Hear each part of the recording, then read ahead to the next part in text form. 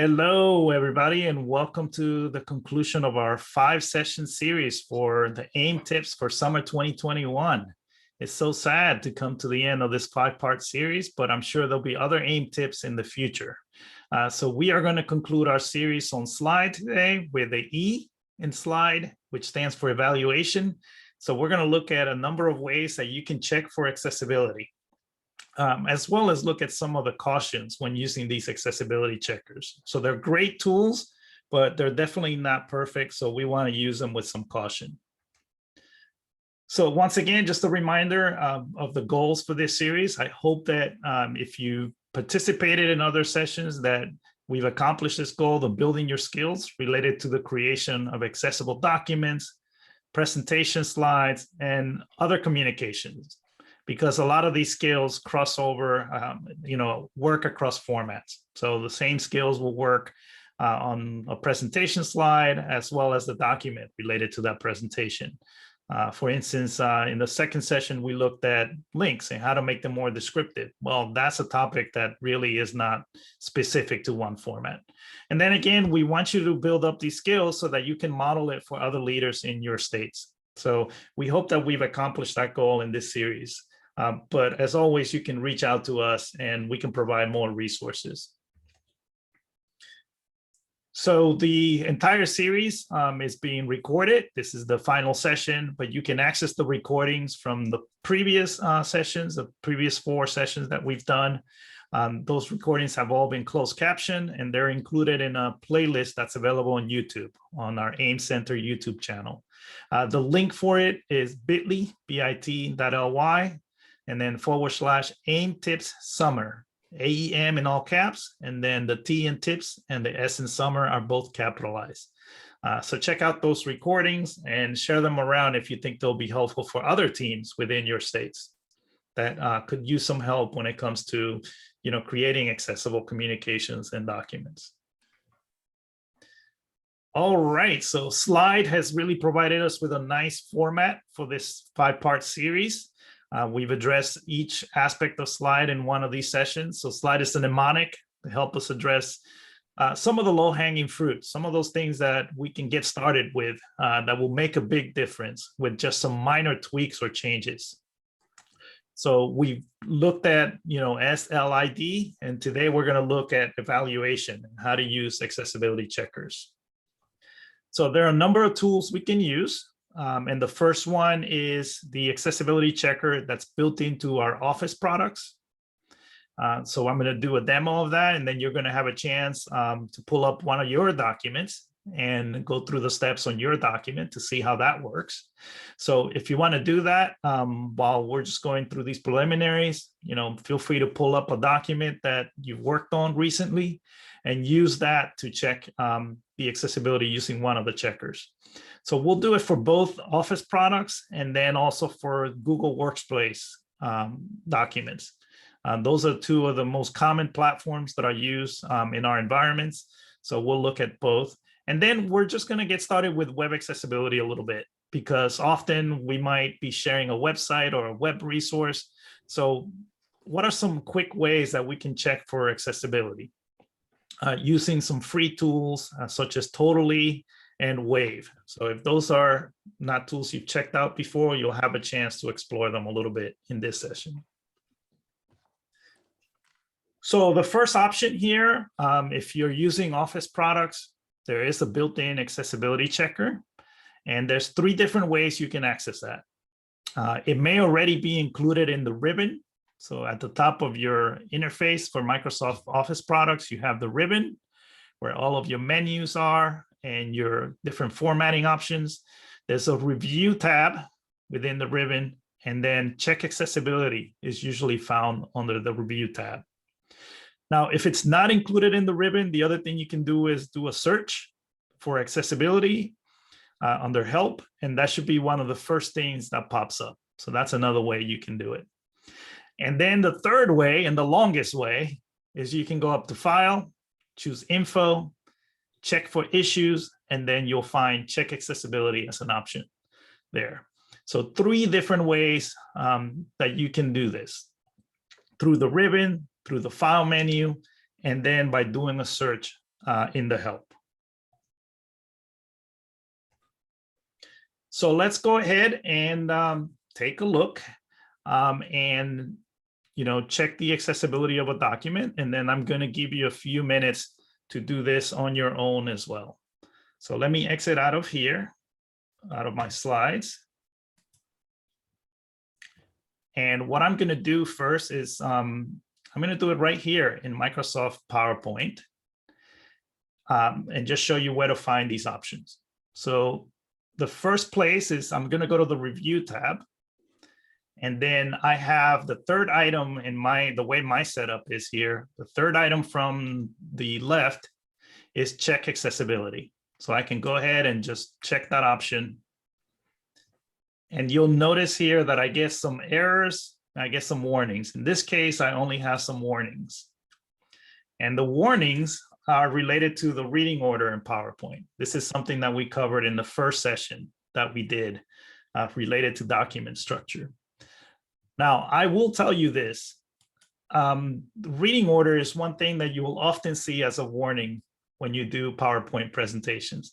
And I wish Microsoft would change this to, this is something that needs to be manually checked because it doesn't always get it, right? It doesn't get the reading order. This is something that the AI or the artificial intelligence that's built into these checkers doesn't always figure it out correctly. So there are other tools like Adobe Acrobat where they're pretty transparent and they tell you these are some things we can't check for. So the logical reading order, the color contrast in some cases, they warn you that that's something you can't check for. So in this case, that's what we have here is I know that the reading order is correct in this presentation. It's just that the checker can't determine it appropriately. So there may be some warnings like that, like checking reading order, where you will get a warning even if there's nothing wrong with it.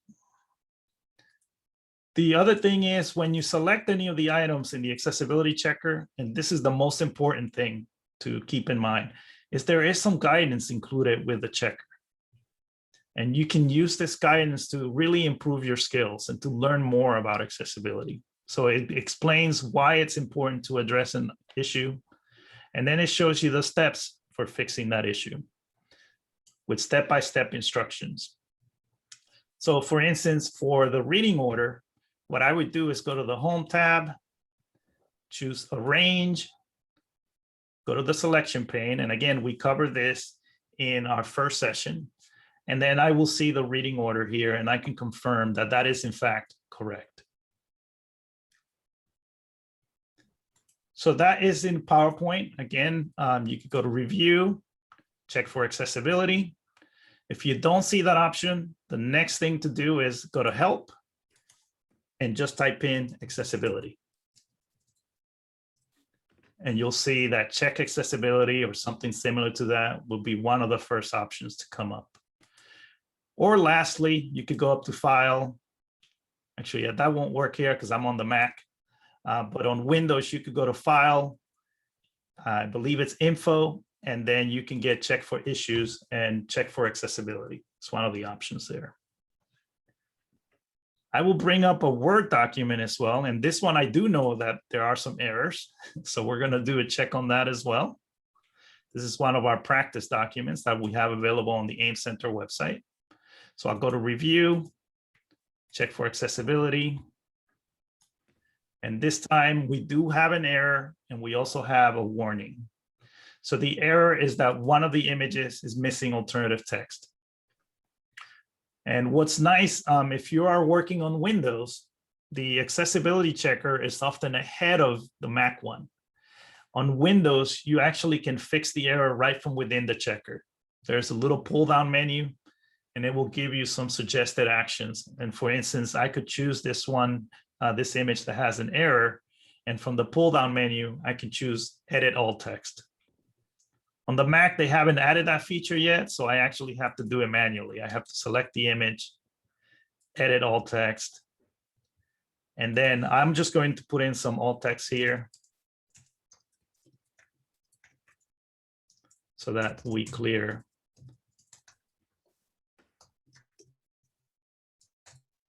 My spelling is off, but you get the point. So I've put in the alt text, and now if I go back to my accessibility checker, notice that the error has gone away. Now I just have that warning. And again, it says hard to read text for contrast. And I know that may be an issue. I know just by looking at it that could be a problem. It is kind of light, but it's something that I would manually check. So if you go back to the 4th session, we looked at using a color contrast checker to manually check the color contrast. So again, there are some things that these kinds of checkers can figure out very accurately. If an image is missing alt text, they can go through and flag that and let you know that you need to add alt text. But what they can't do is check the appropriateness of that alt text. Or if an image is just used for decoration, they can't always point that out to you. So let me pause there, see if there are any questions about the built-in accessibility checkers. Or Cynthia, if you have any comments, anything you want to add.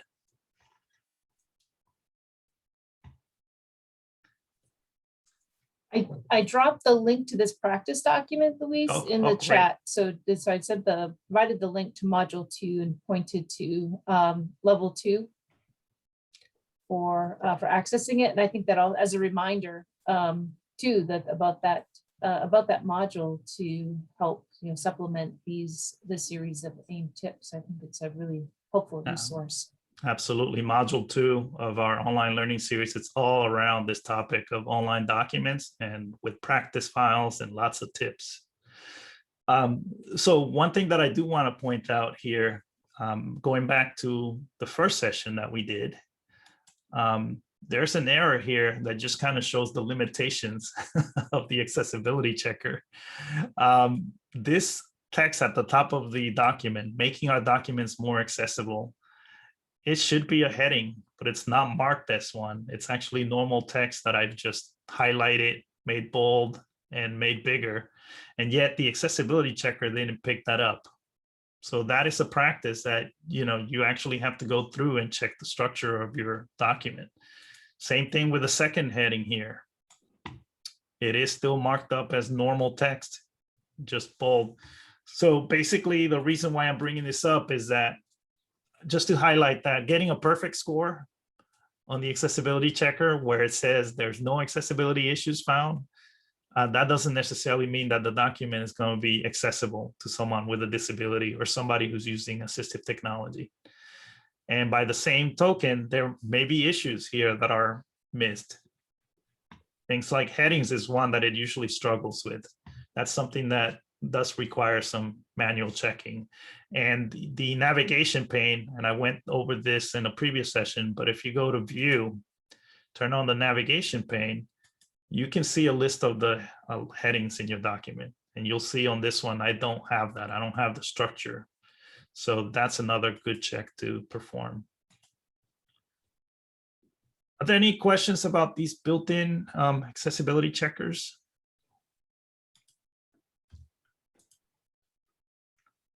Yeah, I have one.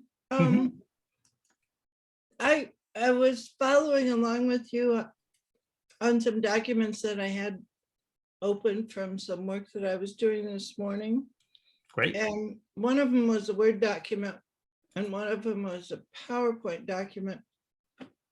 I'm not good enough with this yet to know if I copy from the PowerPoint into a Word document or the other way, should it keep the formatting? Does it keep the formatting that? Not always. So you may have, it may just come in as just regular text. So you may have to apply that formatting. So maybe most of the time it does keep the formatting, but I find that then it creates a messy, you have to fix it quite a bit. So it's probably better to just paste it as text and then apply your own formatting within Microsoft Word. It's been my experience. Okay, thank you. The nice thing about using styles for that is when you import the text, all you need to do is select that text once and select the style from the styles menu. without having to select multiple times and change the format. So it's another example of universal benefits of using the styles and structure in documents. Absolutely. So I'm going to give you about 3 to 4 minutes. So Gail, you've already gotten a jump on it. But May, if you want to pull up a document and just want to make sure that you know where to find the accessibility checker, that it's enabled on your system, on your copy of Office, and then that you're able to use it. And just feel free to share some of the issues that you identify. Hey, we have Paula joining us as well. Hi, Paula. Hey there, sorry I'm late. I was in the middle of another meeting. No worries. I know, imagine that. No. So what we're doing right now is we're just going to take about 3 to 4 minutes, and we're going to pull up a document and use one of the built-in accessibility checkers. So it could be a PowerPoint presentation, it could be a Microsoft Word document, and we'll just do kind of a quick review of any challenges that you find as you do that check. So I had a question, Louise, if you don't mind. No, not at all. I'm working in a document that has tables, and I know a lot of times it comes up that to make sure you check the reading order, you tab through it. As I'm tabbing through it, it seems like it's fine, but it still comes up as a warning to check the reading order in the tables. Is there a way to clear that warning, or will it just always be there? Once again, I really hope that in a future update, Microsoft will be clearer about what the warnings, not all warnings are the same. Some of them are just saying you need to check this manually, right? So Right. the one with the tables, we want to make sure that they read in a logical order. It may just be that the AI that they're using or the algorithm behind the checker just can't do that. So it flags it as a warning. The one thing that it will flag accurately is if you don't have a header row on your table. So you want to make sure that your table has that first row needs to be indicated as a header row. So that's one where the accessibility checker does a really good job. Gotcha. Thank you. Mm-hmm. But the manual test that you just talked about, tabbing through the table, that's the best way to check that, because that will give you an indication of how that table is going to be read out loud to a screen reader user. And I know tables are difficult, and I don't know how to fix them either. So I'm saying this out loud, because if I do tab through it and it tabs not correctly, I don't know what to do to fix it. Right? So if I tab through and it maybe drops down and then goes over but doesn't go across, I don't know how to fix it. Do I just start over? Do I fill it in the order that I want it to go? So I don't have that answer. So that's why I'm asking. So there are a number of ways you can create tables in Office. There's one option that you should never use, and that is drawing a table. So there is an option where you can draw a table in your document. Make sure that you're using the insert option for a table. And then when you do that, you can indicate the number of rows, the number of columns, and typically that will do a fine job of putting in the information, creating that structure for the table. That's so important. And then if you want, I can show you, let's take a look here. We'll take a slight detour here, but this is really important because tables are one of the common issues that I see a lot. And that's what I hear from folks is tables, and I don't know how to fix them. So I just don't put them in. I just don't do it. So under insert here, if you choose, there's a couple of options. So the drawing option is what I was saying with, you see this little grid. You don't want to do that. That's not going to add the appropriate code for creating that table. It's going to look right, but it might not work right for AT, and it may not work right if you export this to another format like PDF or EPUB. So what you want to do is you always want to choose this insert table option. I've never done it that way. That's good to know. So, and that's feedback. So these are the types of things that, so Microsoft knows that. This is one of the frustrating things, why do they even give that as an option?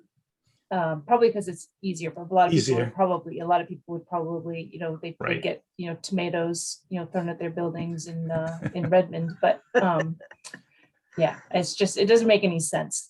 Gotcha. Just give people the accessible way to do things. So I And- do, so what I see for me is I would probably look at it there so that I make sure I get the right rows, columns. Okay, I need 3. Oh no, I really need 4, da, da, da. And then I need to go down to insert. Okay. Yeah, don't use that drawing option. Like Cynthia said, I wish they would just take it away, but I'm probably there, like she said, because it's such an easier way for people to add the table. And when you said earlier, don't draw, I was thinking about how you can draw boxes on a spreadsheet. That's what I thought you were talking about, right? How you can draw little boxes on a spreadsheet. So I thought, oh, I've never seen a little pencil where you can draw boxes. So now I know what you meant. So So yeah, if you choose insert, you'll be in better shape. It will add the right code. So when I create a table, and I often find out that I didn't put enough rows or columns in, can I use the insert function in the table? Yeah, if you right click and you do something like insert, Yeah, rows above or below, that's fine. okay. That will Just that work. initial drawing the table. Yep. Right, because that's my issue, Gail. I'll forget. Oh yeah, I need 5 because the first column doesn't really count for my information because it's got the headers anyway. Yeah. The other thing that you want to do in terms of making those tables accessible is to have, not to span columns or span rows. So you'll see here, I have a simple table because I have 5 columns, and then I might have 5 or 6 rows, however many rows I want, but I'm not spanning header 1 and header 2 so that it's just one cell, because that can cause issues. So they're not spanning over the 2 columns there. So merge cells, split cells, those kinds of things can cause issues for accessibility. So the simpler you can keep the table with this kind of sort of, X by X structure, if you will, 3 by 3, 4 by 4. When you export to another format like PDF, and then you do a check for the PDF, you're going to get what's called a regularity problem. And those are really difficult to fix. So the simpler you can keep the table without those merged cells, the better it will be. When you said span, does that mean overlapping onto another cell? Is that what you mean? Yeah, so for instance, I could keep these 2 columns separate here, and I could take the information here and just make this one cell. So a lot of times people just want the same header for these 2 columns, right? So they'll do that. They'll combine these 2 cells here and then have that be one cell. And that can cause some problems because then it's difficult. Yeah, Yep. I get that. It was when you used the word span. I just wasn't sure. That's what you meant by combining to turn the 2 cells into one. Okay. So what's the fix for that? Because I often build a table that has that where I do that. And in the middle of the table, I might have, like if that top row now was header 1, and then I'm going to put some columns in with like subheadings or something, and then I want another one that's header 2. Do I make separate tables? What do I do? That's it. That's the fix, is to think, how can you convert this one big complex table? Most of the time you can make them into separate, simpler tables. And if you export to PDF, we can, like your complex table, I can make it accessible, but it does take a lot of time, a lot of remediation to do that, because then we have to do all kinds of different steps to make it accessible. So the simpler, the better, basically. But it doesn't have to be 3 by 3, 4 by 4. It can be 3 by 5, 3 by 6. But did you make the comment that it should be 3 by 3 or 4 by 4? No, it doesn't. It just means don't have merged cells, basically. Okay, gotcha. That is the key thing. When you merge things, then you're introducing complexity, and then that's what causes issues for AT and for remediation as well. Okay, gotcha. Thanks. The other thing we want to do here with this table selected is we want to indicate that there's a header row.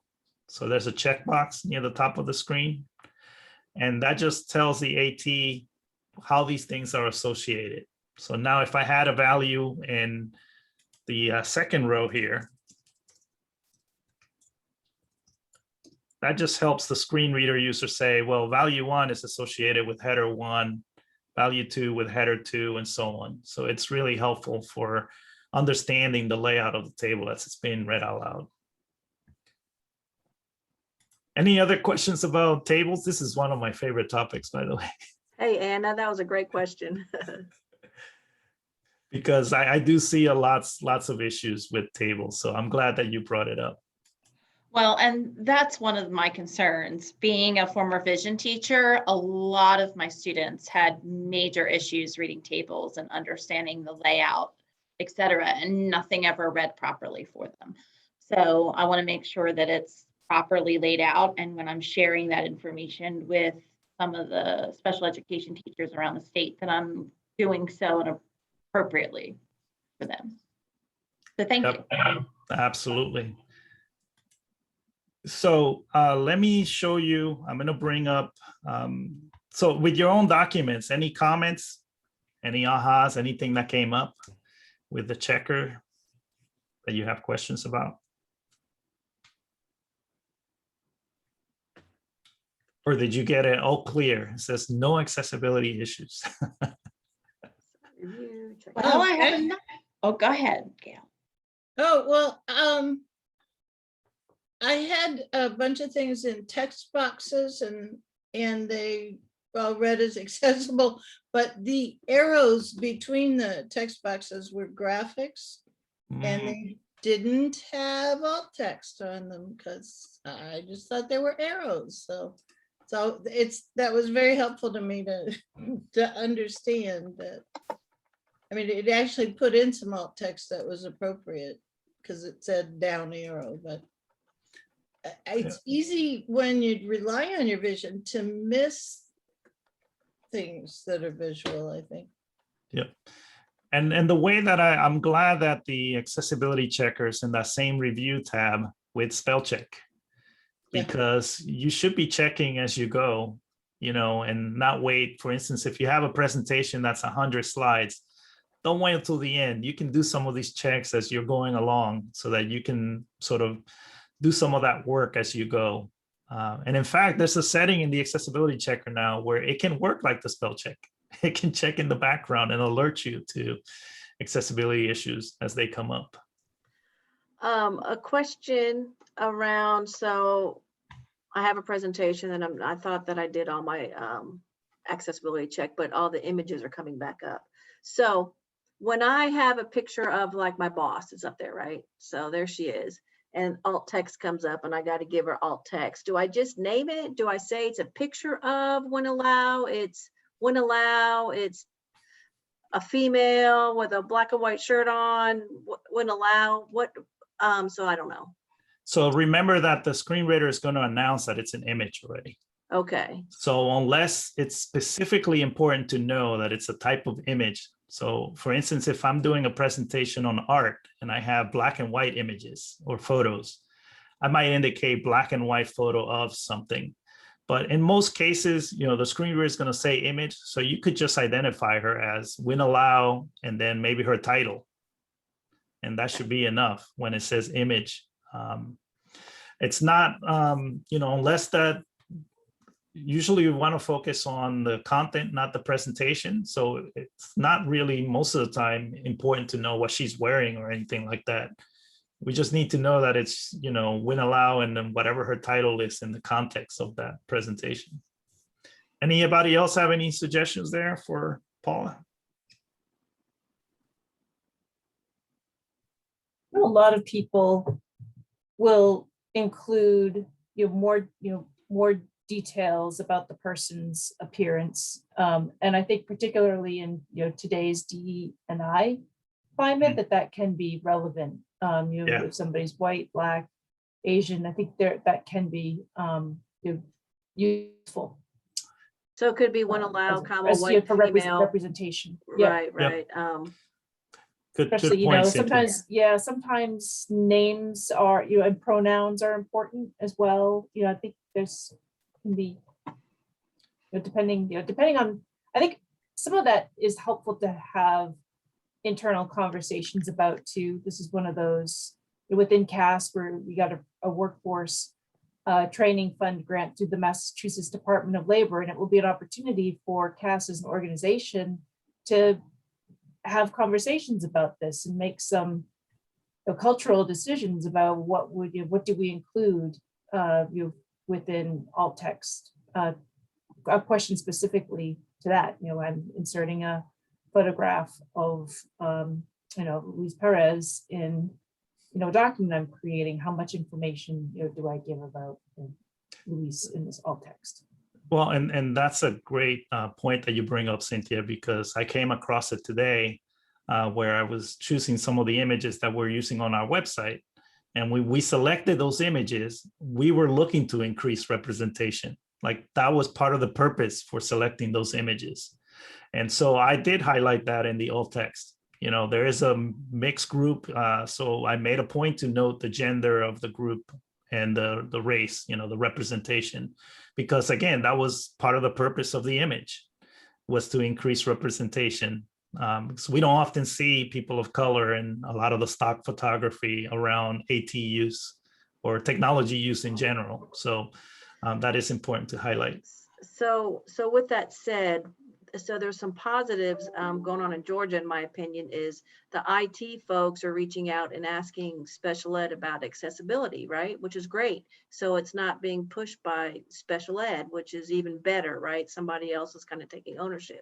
But they're asking these kinds of questions like, so what should be in the alt text? Because we don't want it to be a thesis, right? And we don't want it to be everything that you're talking about. So, and then the question around, okay, maybe we need to be thinking about the race and the gender and making a comment, white, female, one allow, program manager, senior, whatever our names are. So because they're going to be asking us for guidance. So I'm trying to figure out in my head how to formulate that to the IT folks, because we have Cite and Prove. It's going to go in and it's going to go through and say if we're AA or AAA or whatever we are, but it's not going to give them guidance about how to do the alt text, right? So and again, that's what, you know, when I started the presentation today, I said that there are some cautions when it comes to using any of these automated checkers. Even the best automated checker can only do about 30% of items correctly, because a lot of those items require some judgment. You have to consider, for instance, with alt text, what's the context? What's the purpose for using the image? So it's not something where the technology by itself yet can figure things out completely.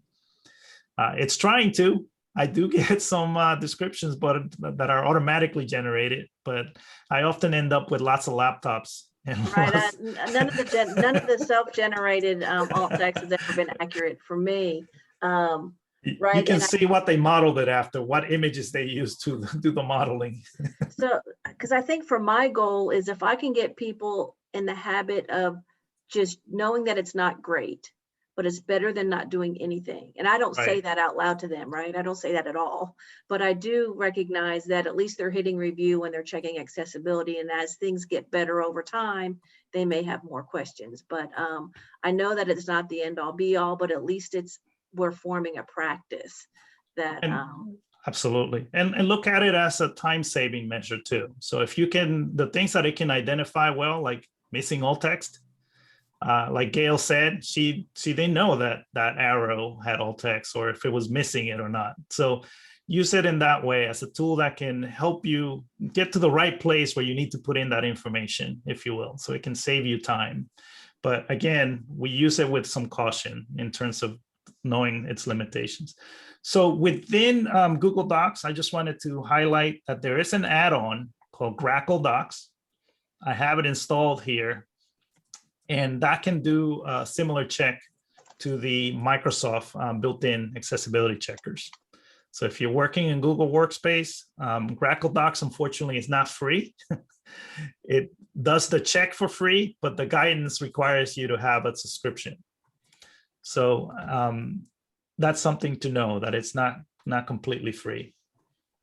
So you'll see it'll go through and it will tell you what passes, what doesn't.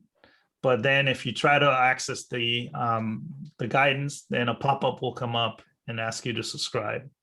So it's at least a good thing to do if you install it.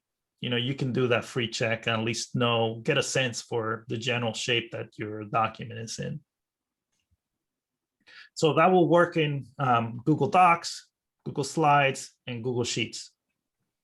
Once you install that add-on, it will be available to you throughout those three Google Workspace products. Any questions about Grackle Docs? You'll see here, it does give you a little bit of explanation, but that's because we have a subscription at Cast. No, but it's, what is it like, $2.99 or $5.99? Or is it like crazy, like $27.99? I don't know the exact cost. Usually what happens with a lot of these tools is it depends on the number of seats. Gotcha. It depends on whether you're getting an individual license or you can reach out to them and get a site license as well. A lot of times that brings down the price quite a bit. It's that's the first question I always get from special ed directors. Well, how much does it cost? And we have so many districts that are using Google Chrome. So many districts. So yeah, and to be honest with you, perfectly honest with you, we do a lot of work in Google Tools because they make collaboration fantastic, but I often export and then use the Microsoft checker. I found it to be a lot more robust. So when it comes time to share that final presentation, share that final document, we'll export to the Microsoft format and then do a check there and get it finalized. That's just been my experience, that it's just a little bit more robust in terms of the accessibility support, especially with tables. Tables is one where Google is still doesn't have great accessibility there. So if you have a document that has lots of tables, you'll have to perform some fixes in Microsoft Word, like adding the header row, for instance. That's something you can't do in Google yet. So it's something to be aware of. yeah, and DOE in Georgia, we're not allowed to use Google. We can open Google documents, but because of security issues, they will not allow us to. And we can go to a Google chat or whatever, but we just can't initiate anything in Google because of security issues. Gotcha. Or they've paid into Microsoft and they only want us to use Microsoft. I'm not sure about that. That's a sidebar. Anything else that's come up when your accessibility checks that you have questions about? So we looked at tables, so I'm glad that came up because we didn't have that in our series, but it's important to discuss. It's an important topic that comes up quite a bit. So in PowerPoint, we get a lot of slide titles, right? Like it's the same slide title, or it doesn't have a slide title. So I give the guidance typically like, is if you don't want to see it, that's fine. Just put the slide title in there so it reads it and just make the font the background color, right? Just make the font white. I have a better tip for you. Oh, give me a better tip. So what you can do is if you go to the Home tab, choose Arrange, and then under Arrange, go to the selection pane. And then all you need to do is, if you don't want that slide title to show up, is you click the little eye icon. I'm looking for Arrange. Where is Arrange? It should be under the Home tab. Got it, yeah. And then click what? All the way at the bottom, selection pane. So this is actually the reading order for your document. And what's a little bit confusing here is that it goes from bottom to top. Right. So what's at the bottom is actually what's going to be read first by the screen reader. Right. But notice if I click the little eye icon, I can turn it off visually, but it's still in the reading order. Did you see how I did that? Yeah, I see it. Yep. So that's a way that you can do it. It still preserves that accessibility, but it gives you a little bit more flexibility in terms of the visuals and what you can include in the slide. Well, and sometimes in PowerPoint, I've seen it come up to, do you want to hide the title? And it just seems to push it up above the slide. That can hide it from screen readers as well. So you want to be careful with Oh, that okay, one. well, that is good to know. See, I have learned a lot so far today. This is your key right here. This pane, Uh-huh, whatever is in here, it means that it's going to be read to assistive technology, to screen Okay. readers or text to speech. So so you want to be careful. And this is also what's going to be exported. If you are ever able to export this to PDF or wanted to export it to PDF, this is the order in which things are going to be placed and okay. tagged. So I'm not clear yet. If I hide Title I, then is it also hide it from the screen reader? it does not. It's still there. As long as it's listed here in the selection pane, then it's in the reading order. But won't it read Title I and there's no content? Well, we probably we want to have some content for the slide, because that's what announces what that slide is about for a screen reader user. But It does, so it reads the title. Yep. It's just not So it visible. So reads, you'd have something, yes, you want something. Even if it's not visually there, you want it to announce it to. Yes, because it needs to have, so because that would be an accessibility error Yep. if the slide doesn't have a It'll- title. And you definitely want that to, Paula, to your point, because I've tried that, to do the same color contrast to hide it, Uh-huh. and you'll get a contrast error. In the So- accessibility Oh, okay. check. Okay, I So haven't there you had go. it, That's I how haven't I had the came to the arrange and hiding the title. But Right. I will say one other piece of warning on this: when you do that and you send it, this is the days of Zoom, and you send that to somebody else who is going to run the slide deck for you, say you send it to the conference provider, the host, and they pull it up, it's likely that title is actually going to appear again and block whatever content you had hit it to, so it wouldn't hide that content. So just if you send it off and somebody else is going to be sharing the slide deck, just let them know that they need to hide the title on a specific slide number and tell them how to do that. Okay, so in my PowerPoint, my Microsoft PowerPoint, Louise, it looks like if I pull up my title and I take it off the slide, it's still in the reading selection pane, so it's still there. But It's if I'm running my show, it won't right. be visible. So this is the key, the selection pane, in terms of determining reading order and tab order, really, because I can do the same thing in the slide itself. I can just tab through and you'll see things be selected. Oh, let me just, so you can see I'm tabbing through. That's the same order as in the pane. See how, I don't know if you can see that on the Yeah, I can see it. screen. Mhm. So as I tab through, that's the key, it's that selection pane. All right, any other questions? And then I'm gonna just kind of give you a quick introduction. So we've looked at Microsoft Office Checker. We've looked at Grackle Docs. There's a couple of tools that have become favorites of mine for doing quick web accessibility checks. So one is a tool called Totally. It's a free bookmarklet from Khan Academy. So if you're familiar with Khan Academy, they create instructional videos, but they also have a robust web design team. And they came up with this tool for their own use. So it's basically something you bookmark, and then you can use it on any website. It's a bookmarklet, if you will. And then the other one is the Wave tool, W-A-V-E, and that's from a company called WebAIM, or an organization called WebAIM. You can use it on the web. You can also use it as a browser extension. So I'm just going to do a quick demo and then let you try it as well. So I'm actually on the Totally website. Let me see if I can grab the address here, and I'll drop it into the chat. Because you can try it right on the website. You don't have to install it. Once you go to the website, there's an option there, I think, to try it out. So there's the link to Totally. And actually, I do have to turn it on. Let me bring up my bookmarklets here.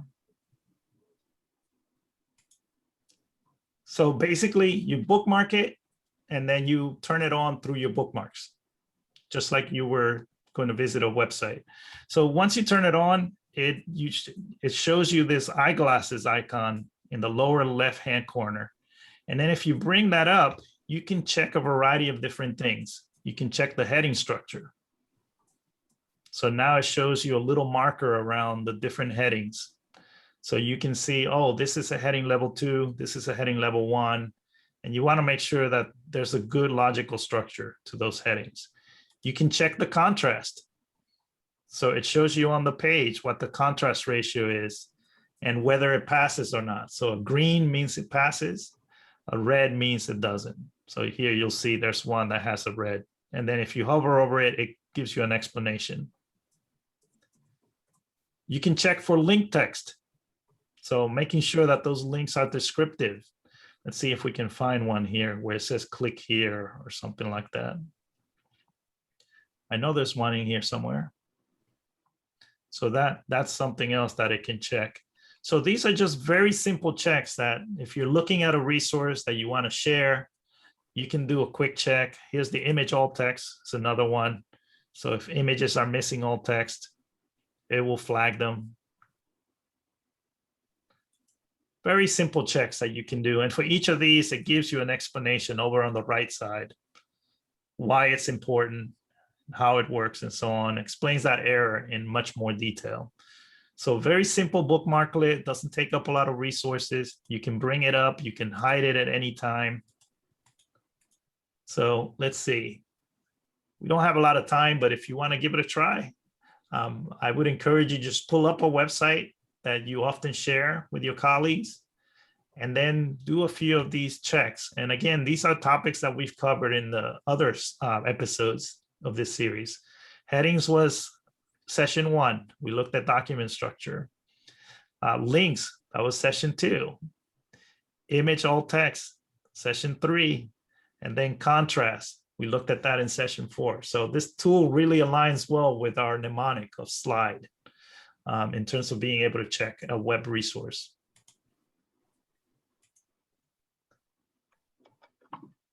The other tool, and I'm going to ask you to be brave on this one. So there's a tool called Wave, W-A-V-E, from WebAIM. And what you can do here is you can type in the address of a website. I'm going to be brave. I'm going to type in our website. And then you could do a quick search. And what's nice is it's a visual tool, right? It shows you icons for the different, not just errors, but features, which is also important to know. What are some of the features that are available? So for instance, you can see it gives you the structure of the page. So we can see how things are organized in terms of the heading structure. It does a contrast check as well. So you can see we have pretty good contrast ratio here.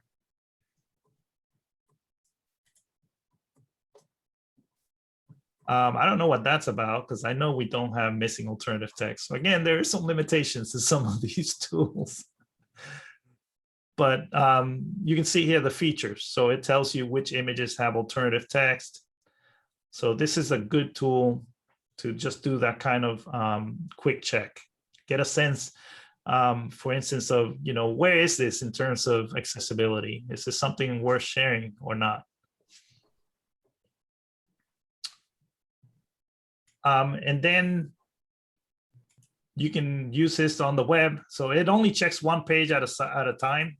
There is a paid version that allows you to check an entire website. But again, if you're just checking a simple web page, you can do a quick check with this tool.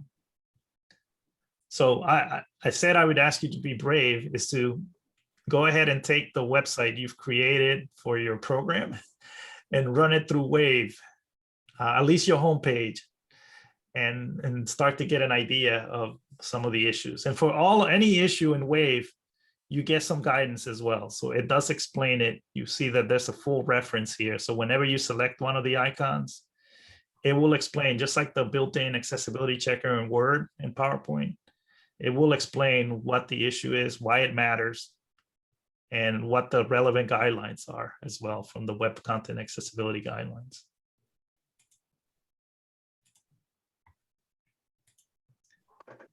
And it's not a substitute for manual checking, but often when you're first developing a website or starting to do an update, it's good to do an initial check like this just to get a sense of where you are, and it allows you to prioritize as well. So it's a good tool in that sense. I couldn't figure out totally. I went to it, I opened up a web page. I couldn't figure out how to put my web page. So what you need to do is there is an instruction here. Let me see if I can find it. You can just drag it to the toolbar. It's down closer to the bottom. Yeah, so try it. I think there's there we go. So what I can do in my web browser, I often have my favorites bar available. So if I go show favorites, it just lists some of the things that I access a lot. Mhm. You just drag that button to it. And then that will add it as a tool that you can call up anytime. So now, for instance, if I'm on a website, I can pull up totally, I can turn it off and so on. Yeah, I'll do it on the AIM Center website so you can see. I'll click on it and you see the little glasses Okay, appear. yeah, yeah. So you can add it to your favorites bar, or you can just add it as a bookmark. I have it both ways. So if Well, I I go to, put it in as a bookmark and I opened up my web page, and then when I went to the bookmark, of course, it went to the totally page. So I'm gonna try dragging this up. yep, that could work as well. I think that's Mm. the way I did it. I just added it to my favorites bar and then just moved it into a bookmark. Because it needs to have that There it code. is. Okay, I've got it to work now. Thank you. Excellent. All right, so last minute here, there's a really nice page called a No Mouse Challenge. And this is a quick accessibility test you can do. So I'll encourage you to check it out. This is when I'm starting to check a website for accessibility. This is one of the first things I do is I come to the website and start pressing the tab key on my keyboard. And as I do that, I should be able to tell anything that's interactive that I can interact with. I should be able to tell where I am on the page. So any link, any button, anything that requires interaction, I should be able to get to it. I should be able to get through it so I don't get stuck anywhere. And I should be able to get beyond it. So I should be able to move beyond, for instance, this list here. So to it, through it, beyond it. And that can be a really helpful first step in terms of manually checking for the accessibility of a tool. You can do that in your documents as well. If there are links, anything interactive in your document, press the tab key. There should be a logical tab order. So it shouldn't be jumping around at random. It should go through the document in a logical order. So I love the No Mouse Challenge as well for an educational perspective, because I've done it with groups of people. And it really is like an aha moment, because this is the order in which screen readers are going to read some of these things as well. So if it's a random order that doesn't make sense, then it's not going to make sense to somebody listening to it as well. You know, Luis, a few years ago, I badly injured my thumb and I was on my right hand and I wasn't able to do that for a long time. So I had the No Mouse Challenge in force. But That's it right. was very enlightening. We've had coworkers too that have had that happen, you know, that they've injured a hand, and it could be your dominant hand. And all of a sudden, when you have to use speech to text, it can definitely give you a greater appreciation of the needs for accessibility and how that works. So definitely an important thing to know. So let me stop there. We only have about a minute left. I hope you found the session helpful in terms of just, again, that there's lots of tools, or not a lot, but there's quite a few tools out there that allow you to check for accessibility. But always keep in mind that just because you get a full report back that says there's no errors, that doesn't mean that it's, accessible, fully accessible. It just means the checker couldn't find all of the errors. And that there are some limitations to these checkers, but they can save you time. They can point you to those, that are pretty obvious and that the checkers can find pretty easily.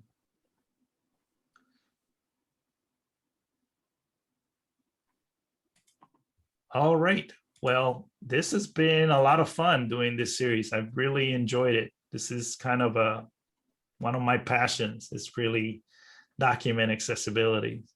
So thank you so much, everybody. And again, we have a couple of resources on the website. Creating Accessible Documents goes through each, letter and slide and explains it in way more detail. And then, as Cynthia mentioned, module 2 of our online learning series focuses on document accessibility. So I definitely encourage you to check those two things out. And that's it. That's it for this series. Hopefully we will come back in the fall with another series. So please share your feedback. Let us know if there are any topics where you think a series would be helpful, so that we can turn that into an AIM tips, if you will. So we've looked at the quality indicators in the spring, and we've looked at document creation and accessible document creation for the summer. But we're always open for suggestions if there's another series you would like to see. Well, at least I know who to call now, right? Wait, I can't get it to work, all Louise. No, thanks. It's great information. And again, it's trying to figure out how I can pass it on to other folks in the department and or at district level folks too, so that they can start to, as they post things on their pages and provide all, because there's so many things that are online now that they don't know who their stakeholders are. So. And like I said, we often will, send an email to a resource that we found, and we want to share that. So just doing a quick check before we send it over. Same thing with video. Before we send somebody a video, we can turn on that CC button. It's not captioned, then let me see if I can find a version of it that's captioned before I send it over to you, or before I share it on social media or anything like that. So. Got it. All right, so I am going to go ahead and stop the recording.